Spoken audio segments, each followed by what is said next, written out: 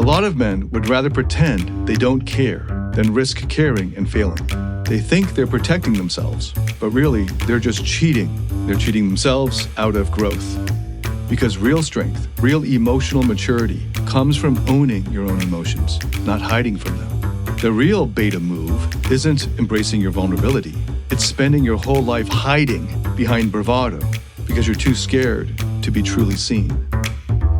Welcome to Beyond Success, the podcast for high achievers seeking deeper meaning, fulfillment, and purpose. Now, here's your host, world-renowned leadership coach and therapist, David Tian, PhD. Most men who struggle in dating don't realize they're playing a rigged game, but not in the way they think. They blame dating apps, social media, hypergamy, chads, gold diggers, feminism, whatever makes them feel less responsible for their own results. But what if the real enemy isn't out there? What if the biggest thing holding you back is your own mind? In this episode of Beyond Success, we're breaking down exactly why the tactics-driven or strategy-driven approach to dating, like swiping, gaming, endless bar talk, manosphere bitterness, ends up keeping men stuck, miserable, and alone. We'll be using deep psychology like Jungian shadow work, imago therapy, IFS therapy, RLT therapy, and even the criteria for narcissistic personality disorder in order to expose the hidden patterns sabotaging your interactions with women and relationships and connection with women. Here's what happens when you don't get this handled or you ignore what I'm covering in this episode. You end up blaming the dating market or running the same predictable loops, binging self-improvement, experimenting with tactics, watching the next red pill guru tell you why it's hopeless, all while your confidence rots from the inside. You might even win in the short term, more matches, more hookups, more validation, but it never feels like enough, because it isn't. The men who actually thrive in dating, love, and life don't just play the game better, they see through it. And by the end of this episode, so will you. I'm David Tian, and for almost the past 2 decades, I've been helping hundreds of thousands of people from over 87 countries find fulfillment, meaning, and happiness in their personal and professional lives. And in this episode of the Beyond Success podcast, we're diving into the 5 biggest reasons why the modern gaming women mindset is a psychological trap, and more importantly, what to do about it. So let's start with the first point, the Jungian shadow and why so many men externalize their dating struggles. Okay, so most guys have no idea how much of their frustration in dating has nothing to do with women or dating apps or the system or the game. They don't see how much of their suffering comes from within their own minds. And that's because they don't understand the concept of the shadow. Carl Jung, one of the most influential thinkers in psychology, one of the founding fathers of psychotherapy and psychoanalysis, defined the shadow as everything that you repress, deny, or refuse to acknowledge about yourself. This includes your fears, insecurities, envy, anger, hidden desires, the parts of yourself that you'd rather not admit exist. And when it comes to the shadow, if you don't integrate it, it ends up controlling you from the shadows, from your unconscious. So instead of owning their fears, these guys project them onto the women, onto dating apps, onto society at large. And they don't end up taking responsibility, full responsibility for their own emotions. And they blame the system instead. And it looks like this, or it sounds like this. Women only care about status and money. What they're actually communicating is, I only feel worthy if I have status and money. This is a classic projection. A guy who believes this has likely tied his entire self-worth to external markers of success, like his career or his bank account or his social status. He's terrified that if he doesn't measure up, then he won't be lovable. And instead of facing that fear, he flips it and projects it out onto the women, as if they're the ones holding his self-worth hostage. Here's another one. Approaching in bars is just a numbers game. What he's really communicating is, I'm terrified of real rejection, so I tell myself emotions don't matter.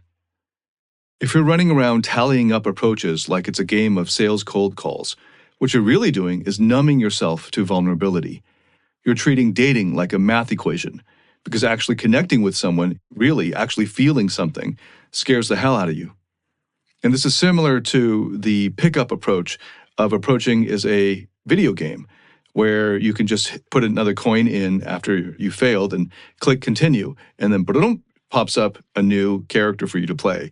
And this keeps you at a distance from feeling the pain of rejection.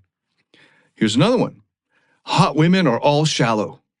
What they're really communicating is, I still feel the sting of rejection, but rather than look at my part in it, I'll just assume she's the problem.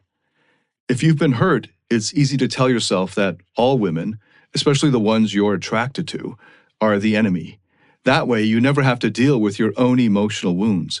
It's a lot easier to say they're shallow than to ask yourself, am I showing up in a way that makes deep connection possible? Here's another one. Chads and the pretty boys or hot guys get all the girls. What they're really saying is, I feel invisible, and instead of working on myself, I'm going to turn that pain into resentment. Instead of developing real confidence, social skills, or emotional intelligence, these guys who are stuck in this mindset wallow in their own unacknowledged inferiority. They tell themselves that women are shallow and only care about looks, instead of admitting that maybe there's something that they could improve in themselves. Now, here's where this really screws guys over. The more you blame external factors for your struggles, the more powerless you become. This is a horrible trap. The guys who spend all night complaining about how dating apps are broken, how modern women are all gold diggers, how chads have it easy, they're all stuck in their shadows, completely controlled by their own projections, and they don't even realize it. Over time, this mindset hardens into bitterness. Blame turns into resentment, and resentment turns into deep, gnawing cynicism. And that's how so many guys fall into the red pill or black pill echo chambers. That's how they spend years obsessing over status games instead of building real confidence. That's how they go from being frustrated but hopeful to straight up miserable. And if they never wake up to this, they end up getting older, more bitter, more isolated. They chase validation harder. They lean even more into strategies and tactics, and this makes them even more miserable. And the hole never gets filled because they never dealt with the real underlying problem. And the research shows that they end up dying many years earlier than they otherwise would. So what's the solution? You stop externalizing the problem, stop projecting, and start doing the deep inner work. You start asking yourself, where am I avoiding responsibility for my own emotions? What fears am I projecting onto women and onto the dating system or market? How have I been sabotaging myself without even realizing it? Owning your shadow isn't comfortable. I know, I've been there. Almost all of these fears and projections I have experienced, I have done myself. I'm going to get into more detail on that, on my story on this, towards the end of this episode, so stay tuned. I understand firsthand how difficult and painful it is to do the deep inner work.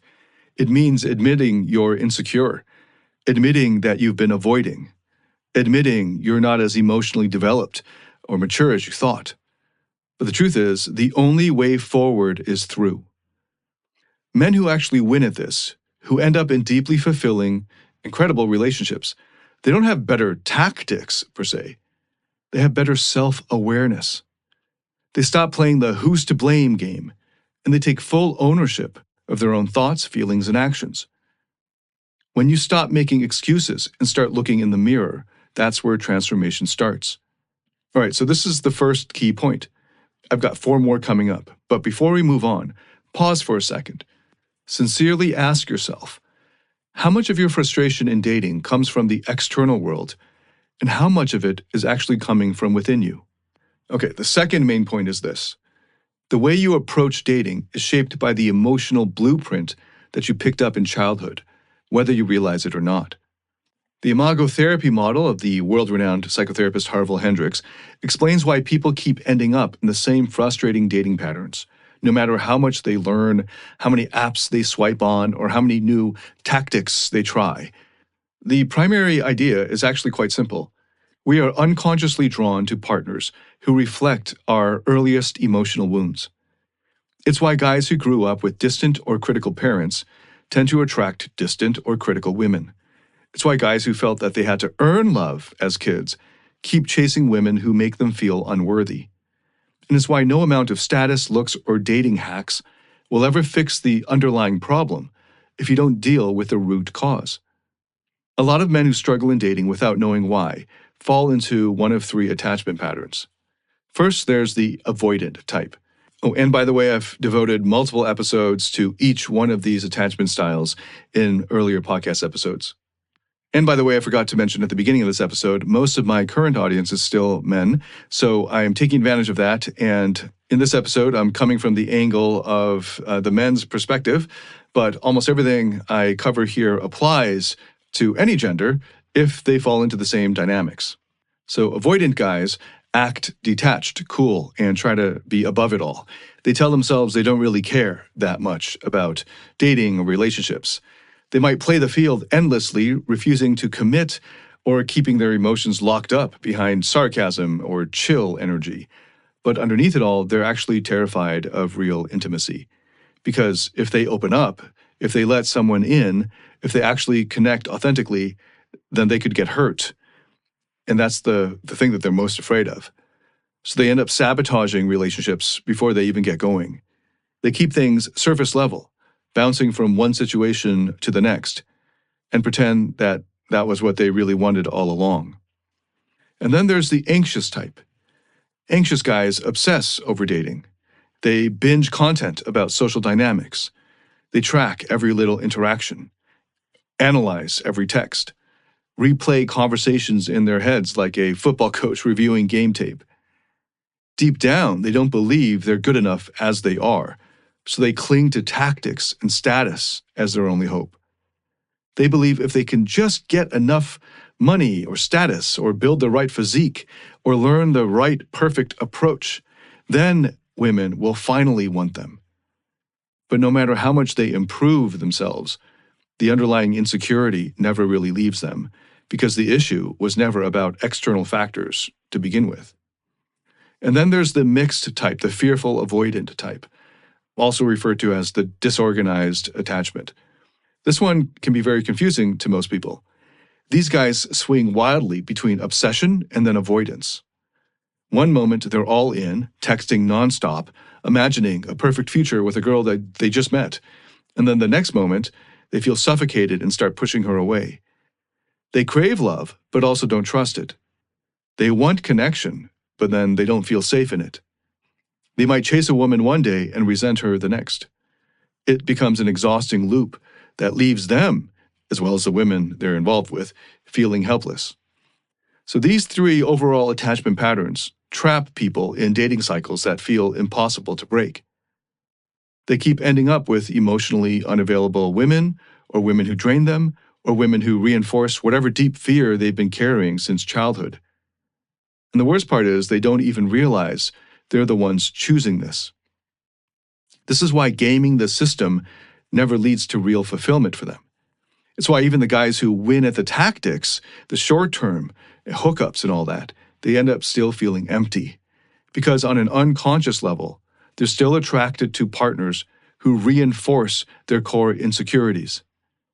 If they don't address these deeper emotional wounds, they'll just keep repeating the same toxic patterns, no matter how much they learn or how much success they appear to have. Let's say a guy with an anxious attachment style starts getting good at dating apps. Like he optimizes his photos, writes the perfect bio, hones his messaging game, and suddenly he's getting dates left and right. And from the outside, it looks like he's cracked the code. But internally, nothing's actually changed for him.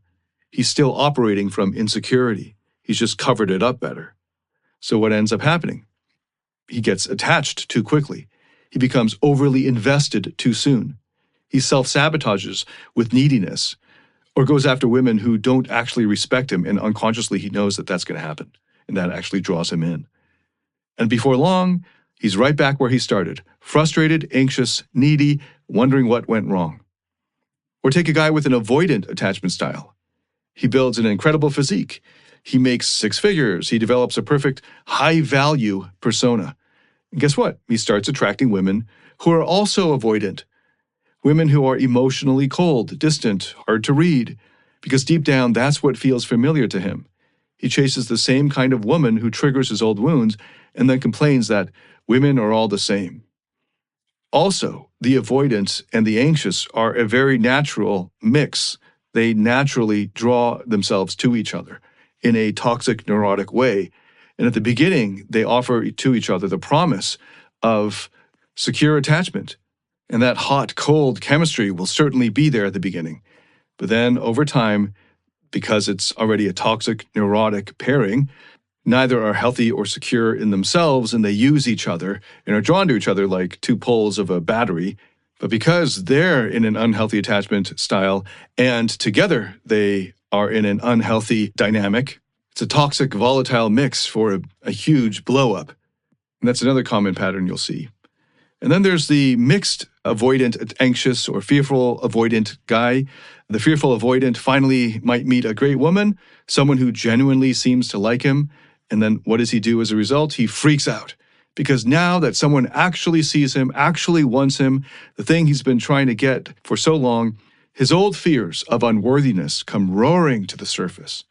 And suddenly, all the behaviors he thought he had under control start running the show again. He panics, shuts down, starts acting like a different person. Maybe he sabotages the relationship. Maybe he ghosts. Maybe he picks a fight for no understandable reason afterwards. He doesn't understand why they started this fight. But either way, he loses the very thing he thought he wanted. He is successful in his self-sabotage. If dating keeps feeling like a rigged game like this, it's because you're unconsciously recreating the emotional patterns that you haven't healed. You're reenacting your unfinished business in Gestalt therapy language. This is why some guys can date for years, hell, even decades, and still keep repeating the same frustrations over and over. I've seen this so many times with my fellow pickup artist coaches from decades back, still stuck in the same toxic patterns, now much older. More wrinkles, more white hair, more saggy skin, and still the same old toxic patterns. These toxic patterns are why some guys jump from woman to woman, relationship to relationship, but never actually evolve, because they never stop to look inward or persevere at the hard inner work. They think the problem is external, when in reality, it's these unconscious patterns, the emotional wiring that they've been carrying around since childhood. The first step to breaking this cycle is awareness, recognizing the pattern, asking yourself sincerely, what kind of women have I been drawn to, or am I even drawn to now? What emotional experience do they give me? And what does that emotional experience feel familiar from somewhere earlier in my life? Once you start connecting those dots, dating stops feeling like some random, chaotic mess where you never know what's going to happen next. Instead, you start seeing the patterns, the loops, the deeper forces that have been driving your decisions all along. And when you finally see it, you can begin to actually change it. Many high achievers struggle when it comes to managing their emotions or navigating their relationships, and they hit a wall when it comes to emotional mastery. Maybe you've noticed that stress, frustration, or anger is seeping into your personal or professional life, or you feel disconnected from those you care about. That's where David Tian's Emotional Mastery Program comes in. It's based on peer-reviewed, evidence-backed therapeutic methods to help you find happiness, love, and real fulfillment. Learn how to break free from the emotional roller coaster and start thriving in every area of your life. You can find out more at davidtianphd.com/emotional mastery. That's DAVIDTIANPHD.com/emotional mastery. The third main point is that the more you try to game the system, the more you lose yourself in the process. You start out looking for love, connection, or even just validation. But instead of showing up as you end up building a version of yourself that you think women will want. A version that to you seems optimized, witty, charming, strategic, tactical. A version that might play the role perfectly. And then that becomes the exact moment you start disconnecting from who you truly are. Internal Family Systems Therapy, or IFS, explains how this happens. Most men who approach dating like a performance are being run by different protective parts of their psyche. These protective parts have taken control because, at some point, being real didn't feel safe. Maybe rejection hit too hard. Maybe your emotions were dismissed or shamed growing up. Whatever the reason, a guy learns that vulnerability equals pain, so he does what he thinks he has to do. He builds a persona or personas to keep himself from getting hurt. One of the common protective parts is the performer. This is the kind of part that's often strategizing, calculating, gaming the interaction. It's the guy who memorizes lots of openers, spends lots of time optimizing his dating app profile, continually tweaking it. And he treats every conversation like a test that he has to pass. And he might get better results, on paper, but every success reinforces the same message to himself, that the real, true him isn't enough on its own. So he has to keep performing. Then there's the firefighter category of protective parts. These parts jump in when emotions get too overwhelming. They numb the pain. They tell the guy to down 4 drinks before approaching, or they tell him to ghost women before they can reject him. They tell him to hook up with strangers that he doesn't even like just to feel wanted for, a few more minutes. These are the parts that avoid, that run, that would rather feel nothing than face what's really going on. And underneath all of that, buried under layers of tactics, bravado, emotional armor, are the exiled parts. These are the parts of him that actually, truly crave real connection. The parts of him that want to love and be loved, and simply don't trust that it's possible anymore. These exiled parts are the ones that carry the concentration of his pain and his vulnerability. And the more he performs, the more he buries these parts of himself, these exiled parts. And at some point, he wakes up feeling empty, exhausted. And he might have some short-term wins, more matches, more dates, more hookups, but none of it will feel fulfilling for very long, because it was never him experiencing it. It was just versions of him, masks, layers, external armor that he built in order to survive back then that no longer are serving him now. You can't fake your way into real love. The longer you try, the further you get from the thing you actually want. And the fourth main point is that modern dating culture traps men in a toxic cycle of grandiosity and shame, keeping them emotionally stunted and disconnected. Very well-known psychotherapist Terry Real calls this the grandiosity-shame dynamic. And it's one of the biggest reasons why so many men struggle in their relationships with women, if they even manage to have any relationships at all. It starts with grandiosity. A guy convinces himself he's above emotions, above rejection, above needing anything from anyone. And he tries to play the alpha role, detached, in control, never too invested. He acts like he doesn't care, because caring would mean risking rejection, and that's the one thing he can't let happen. But here's the part that most guys have no idea about. Grandiosity is always a mask for insecurity. The guys who posture the hardest, who act the most unbothered, who claim they don't chase, they're usually the ones most terrified of real intimacy. They don't just want to be seen as high value. They need it, because without it, they don't feel like they matter at all. And when their tactics stop working, when they get ignored or ghosted or dumped, their grandiosity collapses straight into shame. Now the guy who was bragging about his abundance mindset is spiraling. He's doubting himself. He's pissed off at women, at dating, at the whole system. He tells himself it's all rigged, that he never really cared anyway, that modern women are all just broken. Anything to avoid confronting the deeper truth that he never actually built real connection or confidence. He only built, or tried to build, a persona. So what does he do? He swings right back to grandiosity. He doubles down on the tactics. He goes even colder, more detached. He numbs himself harder, hoping the next strategy will work. And then it fails, and he crashes again into shame. And that's the toxic cycle, over and over. Grandiosity, shame. Then grandiosity, then shame. And grandiosity, then shame. And underneath it all, fear. Specifically the fear of being seen as beta, the fear of vulnerability, which is the fear of being real, authentic, and getting rejected as a result. The fear of being yourself and getting rejected anyway. A lot of men would rather pretend they don't care than risk caring and failing. They think they're protecting themselves, but really they're just cheating They're cheating themselves out of growth. Because real strength, real emotional maturity, comes from owning your own emotions, not hiding from them. The real beta move isn't embracing your vulnerability. It's spending your whole life hiding behind bravado because you're too scared to be truly seen. Now, the fifth and final main point is that the more a guy chases external validation in dating or relationships, the more he sets himself up for loneliness, resentment, and eventually self-destruction.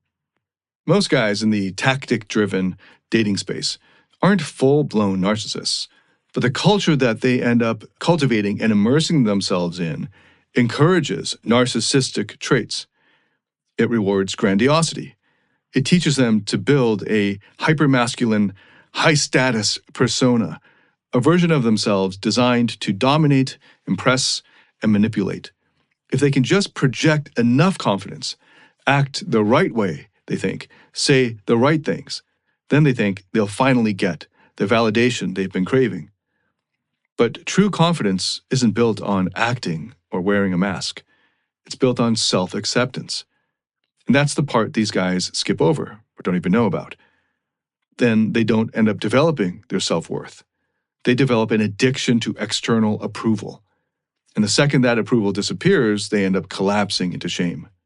They also start to see relationships as transactional rather than reciprocal or a mutual building up of each other.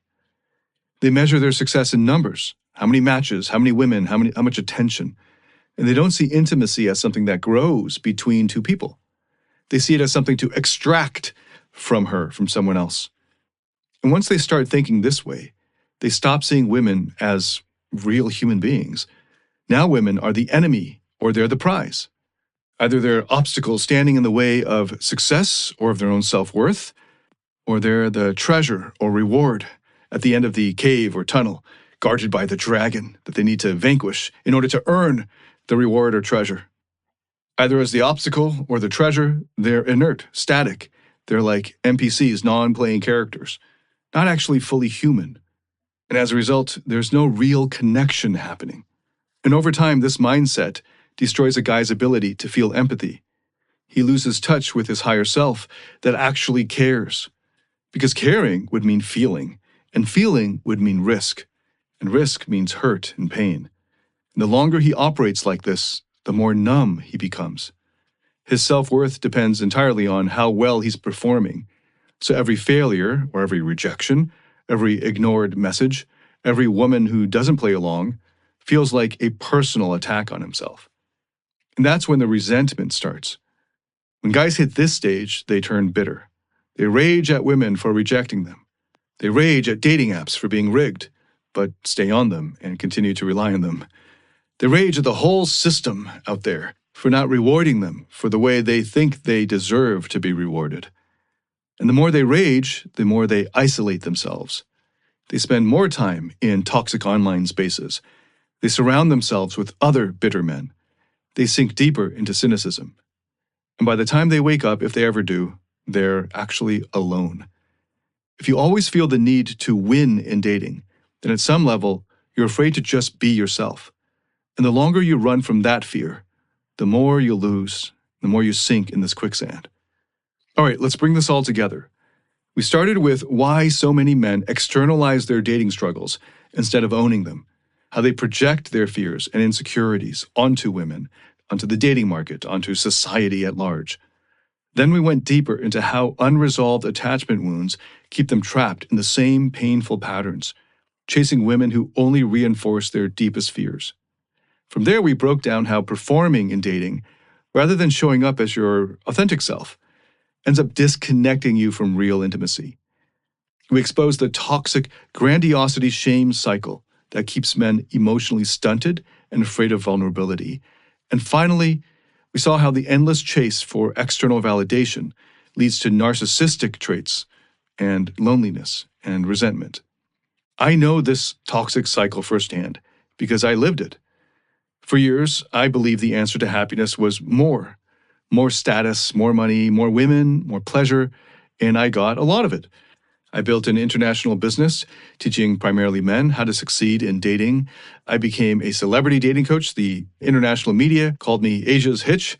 I was being flown around the world, working with executives, partying with VIPs, living the models and bottles lifestyle. My dating skills program was and is the only scientifically verified program of its kind. And on the outside, maybe to a lot of men, maybe I looked like I had it all. But on the inside, I was hollow.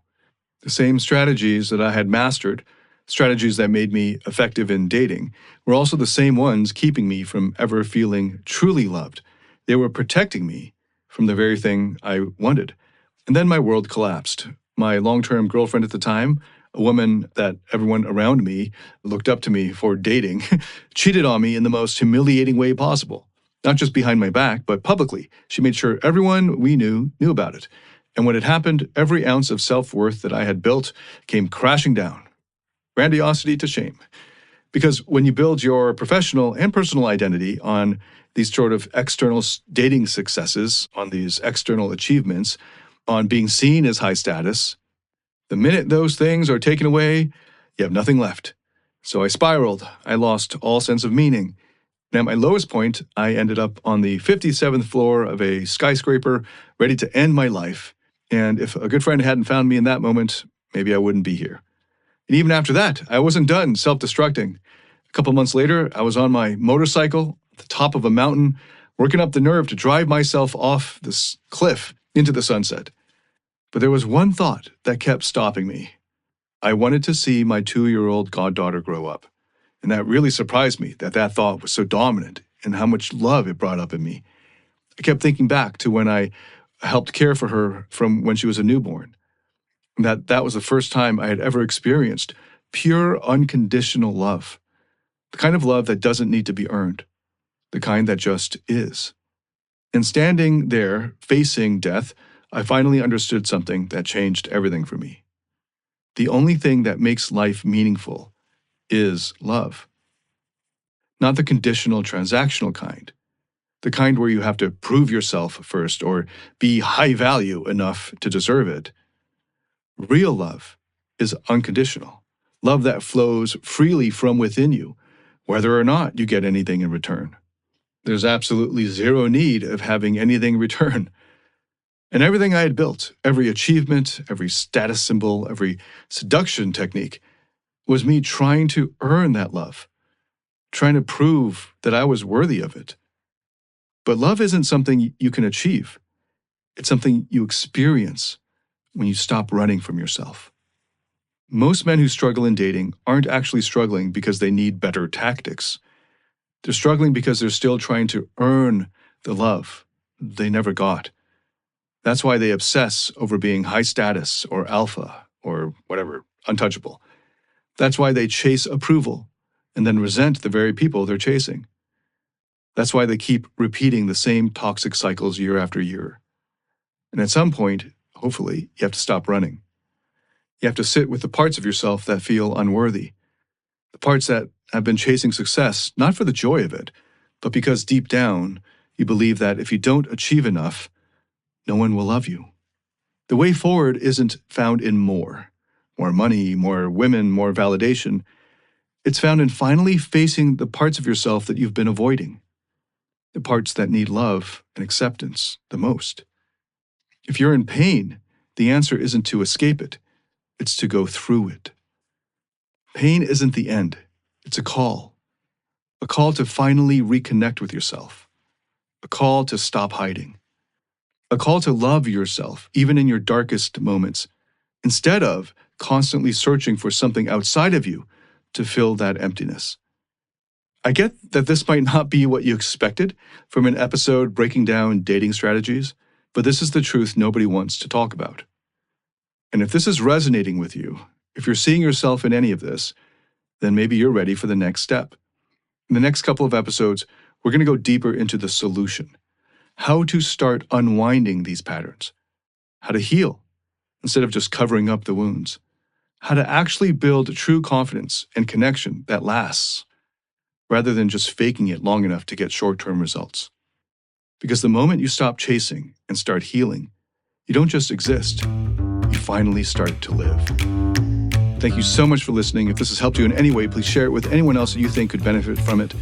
If you liked it, hit a like or give it a good review or rating on whatever platform you're listening to this on.